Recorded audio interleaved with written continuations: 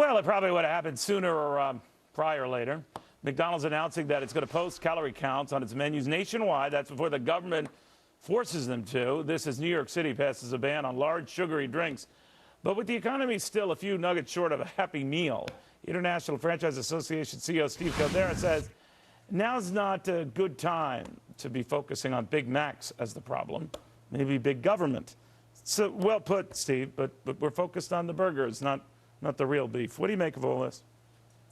Well, clearly the New York City soda ban is government overreach at its best. I can tell you that Mayor Bloomberg didn't consult with the franchise industry, the restaurant industry, or the beverage industry.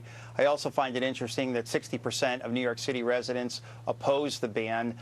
So I guess so much for listening to your constituents. At the end of the day, it's going to be very costly for restaurants. It's going to put them at a competitive disadvantage for those business segments that were exempted from the ban. And my sense is it'll do little, if anything, to minimize obesity in this country. Well, we've already seen that with the efforts before. You know, you try to cut back on soda consumption, and Americans are fat as ever.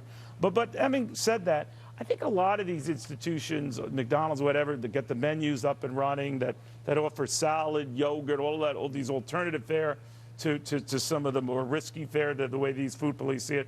They're just covering their you-know-what, and they're doing fine doing so. In other words, it's not hurting them. I'm not saying they're just placating these critics, but they do it and they get them off their back. What do you say? Well, if we roll the tape back a couple years ago, we were faced with a patchwork quilt of state and municipal regulations being promulgated around menu labeling.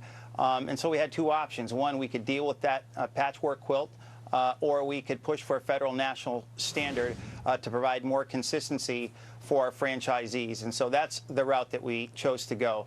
At the end of the day, Neil, McDonald's is an industry leader. We must remember that already prior to the health care law being passed, that cities such as New York and Philadelphia have already passed laws regarding menu labeling. Right. At the end of the day, my sense is you'll see more companies follow McDonald's. My sense is they also probably tried to get out early from an implementation standpoint. So that's my sense of why they came out But you know, early. Steve, it's sad because part of it, whether the companies, I think McDonald's, and I don't know this for a fact, but I suspect McDonald's, oh, the hell with it. We're going to get ahead of this. We're going to start, putting the calorie count up there, let folks decide whether it's good or bad or indifferent or whatever. But we're taking away what should be just power choice from people.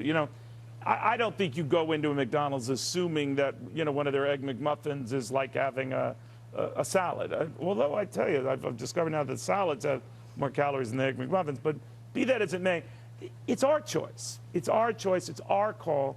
And to be babied nationally as we are is as insulting as it is now getting to be expensive. Well, consumers do want choice, and we know that increasingly that 80% of consumers would like more nutritional information. I think that's the trend. I think you'll see more companies offering more choices. But at the end of the day, we got to take this focus, Neil, back to jobs, as you well know. We've got an 8.1% unemployment rate. It went down because 368,000 folks dropped out of the workforce. We still got 23 million. I think you're right. I think it's a big deflection, Steve. I think you hit the nail right on the head here. Absolutely. We could argue then over French fries and hamburgers and forget that the economy is what's kicking us in the buttons, not the burger buns. That's exactly right, Neil. And again, 23 million people unemployed, underemployed, working part-time, or have given up looking for work. We need jobs, and we need jobs fast. And our small business owners need certainty around taxes so they can make choices to invest.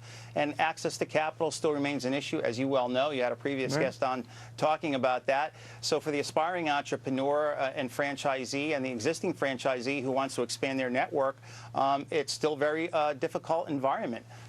All right. Well put. Steve, thank you very much. Thank you, Neil. Great to be back.